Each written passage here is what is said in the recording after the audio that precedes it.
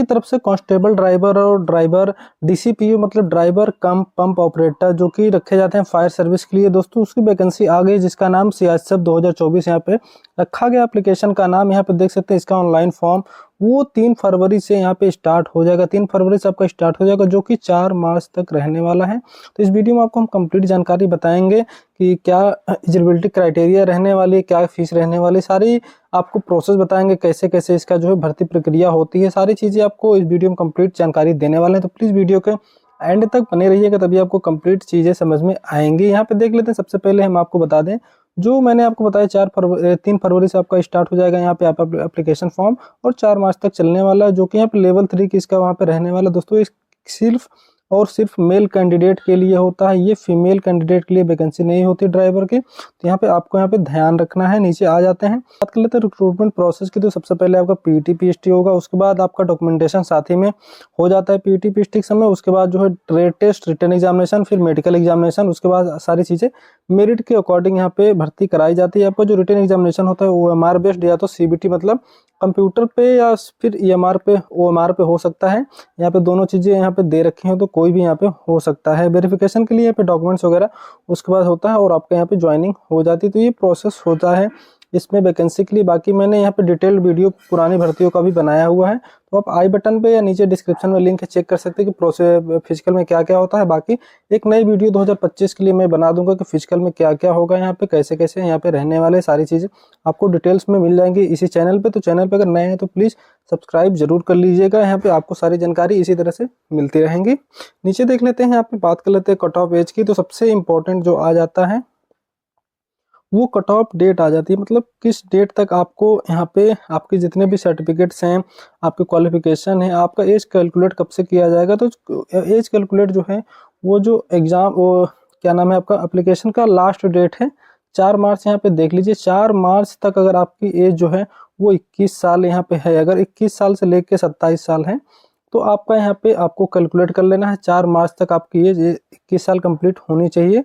उसी हिसाब से आपका यहाँ पे एज कैलकुलेट यहाँ पे किया जाएगा। जो भी आपका as educational qualification caste certificate का होगा, लाइसेंस का होगा, सभी चीज़ें यहाँ पे क्लोजिंग डेट की यहाँ पे ली जाएगी। तो आई होप आपको कट ऑफ डेट की जो है वो समस्या समझ में आ गई हो कि आपकी कट ऑफ डेट जो है वो 4 मार्च तक ही यहाँ पे रहने वाली है। बाकी बात कर लेते हैं वैकेंसी की। तो वैकेंसी की बात करें तो कांस्टेबल ड्राइवर की जो डायरेक्ट पोस्ट है वो अनरिजर्व के लिए वो 344 है, SC के लिए 126, ST के लिए 63 और OBC के लिए 228, EWS के लिए 84 और टोटल 845 वैकेंसी, मतलब टोटल 845 845 आपका कांस्टेबल ड्राइवर जो कि डायरेक्ट है उसमें होने वाला। बाकी कांस्टेबल ड्राइवर कम पंप ऑपरेटर जो कि मतलब ड्राइवर फॉर फायर सर्विस यहाँ पे इन्होंने मेंशन कर रखा है, उसकी टोटल वैकेंसी 229 है। अगर दोनों वैकेंसी को हम मिला दिया जाए तो 1124 टोटल यहाँ पे वैकेंसी निकल के आ रही है। तो बहुत ही अच्छी खासी वैकेंसी इस बार सीआईएसएफ की तरफ से है। तो 1100 वैकेंसी कम नहीं होता है, तो इसको आपको ध्यान में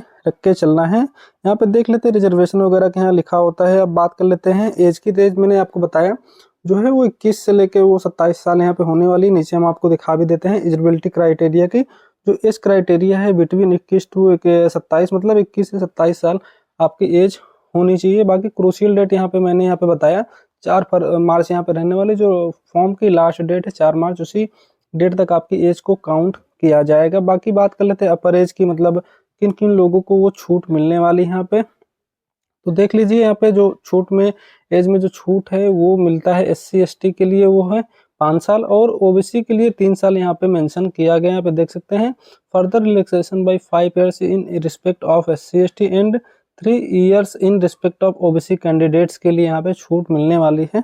अगर आप SC और ST कैंडिडेट हैं तो आपका अगर एज यहाँ पे नॉर्मल 27 है तो इसमें आप 5 साल और ऐड कर दीजिए, तो आपका टोटल 32 साल अगर आपका एज आ रहा है 4 मार्च तक। 4 मार्च तक अगर आपकी एज उसके अंदर में आ रही है 32 साल के, तो आप फॉर्म को अप्लाई कर सकते हैं। सेम यहाँ पे देख लेते हैं अगर आप OBC कैंडिडेट हैं तो 27 साल इसकी मैक्सिमम एज है, प्लस 3 years आप और ऐड कीजिए तो 30 साल तक अब आप इस भर्ती को देख सकते हैं। तो आप इस जो है 4 मार्च तक अगर आपकी एज जो है 30 साल के अंदर आ रही है तो आप इस फॉर्म को आसानी से फिल कर पाएंगे। दोस्तों फॉर्म फिल करने की वीडियो आपको इसी चैनल पे ही मिल जाएगी, तो चैनल को जरूर सब्सक्राइब कर लीजिएगा। हम स्टेप बाय स्टेप बताते हैं कि फॉर्म को कैसे फिल करना है। बिना कोई गलती किए, बिना कोई यहाँ पे चूक किए, जिससे कि आपको कोई आगे आगे दिक्कत ना हो जो है आपको रिक्रूटमेंट प्रोसेस में। तो हम स्टेप बाय स्टेप सारी चीज़ें इसी चैनल पर समझाते हैं, तो प्लीज़ चैनल को सब्सक्राइब जरूर करिएगा। और यहाँ पे देख लेते हैं नीचे और बाकी सारी चीज़ें दे रखी हैं, ड्राइविंग लाइसेंस वगैरह का, एजुकेशनल क्वालिफिकेशन का। तो एजुकेशनल क्वालिफिकेशन की बात करें तो यहाँ पे बेसिकली 10th मांगा जाता है, उसके बाद जो है वो लाइसेंस मांगा जाता है। तो बाकी क्वालिफिकेशन आपकी हाई स्कूल रहने वाली है। अगर हाई स्कूल आपने किसी भी बोर्ड से ऑल इंडिया में कर रखा है तो आप इसके लिए एलिजिबल हैं। साथ ही साथ यहाँ पे ड्राइविंग लाइसेंस का सबसे बड़ा मसला होता है। तो यहाँ पे ड्राइविंग लाइसेंस की बात करें तो यहाँ पे आपका हैवी लाइसेंस मांगा जाता है, एचएमबी लाइसेंस आपका होना चाहिए, हैवी मोटर व्हीकल लाइसेंस आपका होना चाहिए। तो जिसका लाइसेंस हैवी होगा मतलब उसका जाहिर सी बात है वो लाइट मोटर व्हीकल एलएमवी होगा, और मोटरसाइकिल मतलब 4 व्हीलर 2 व्हीलर का अगर आपका है, उसके बाद आपका लाइसेंस जो होता है वो हैवी होता है। मतलब 2 स्टेप में होता है, पहले आपका लाइसेंस 2 व्हीलर 4 व्हीलर का बनेगा, उसके बाद वो 2 साल बाद हैवी होता है। बेसिकली 2 साल का मिनिमम टाइम होता है कि लाइसेंस बनने के बाद लाइट, उसके बाद आपका जो है हैवी वो 2 साल बाद ही होता है। तो यहाँ पे मेंशन कर दिया गया है कि आपका जो लाइसेंस है वो जो है वो हैवी होना चाहिए। यहाँ पे देख लीजिए दे रखा है कि आपका लाइसेंस जो है हैवी तो होना चाहिए, प्लस आपके पास एक्सपीरियंस भी होना चाहिए 3 साल का, 3 years experience of driving heavy motor vehicle और transport vehicle, light motor vehicle and motorcycle with gear. मतलब 3 साल का आपके पास एक्सपीरियंस होना चाहिए गाड़ी चलाने का।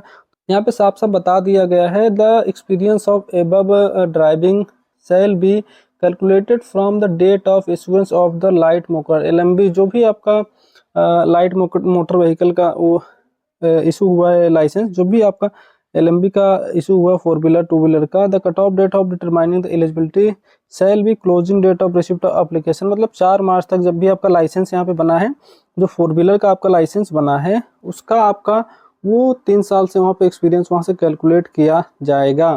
तो इस चीज़ को आपको ध्यान रखना है। अगर आपको कोई डाउट हो तो कमेंट करिएगा, हम रिप्लाई जरूर करेंगे। तो ये सारी चीज़ें होती हैं, अगर कोई कन्फ्यूजन हो तो प्लीज़ आप उसको जो है पूछ सकते हैं। बात कर लेते हैं एप्लीकेशन फ़ीस की। तो आप सभी को पता ही होगा जो सीएसएफ जो फीस लेती है वो कुछ ज़्यादा नहीं है, 100 रुपये आप मात्र आपका इसका फ़ीस होने वाला। एप्लीकेशन फ़ीस जो भी आप फॉर्म भरेंगे, फॉर्म की फ़ीस 100 रुपये रहने वाली। बाकी अगर कुछ छूट रहा होगा तो आप कमेंट करिएगा, उसको भी हम नेक्स्ट वीडियो में कवर कर लेंगे। बाकी फिजिकल की वीडियो आपको जल्द ही यहाँ पे मिल जाएगी। बाकी और जो है आपके सारे जो है फॉर्म फिल करने का तरीका वो हम आपको वो फरवरी में जब इसका आएगा, वो लिंक एक्टिवेट हो जाएगा, तो हम आपको उसको वीडियो बना के अच्छे से समझा देंगे कि फॉर्म को कैसे भर देना है। आपको एक फॉर्म भर के भी हम दिखा देंगे।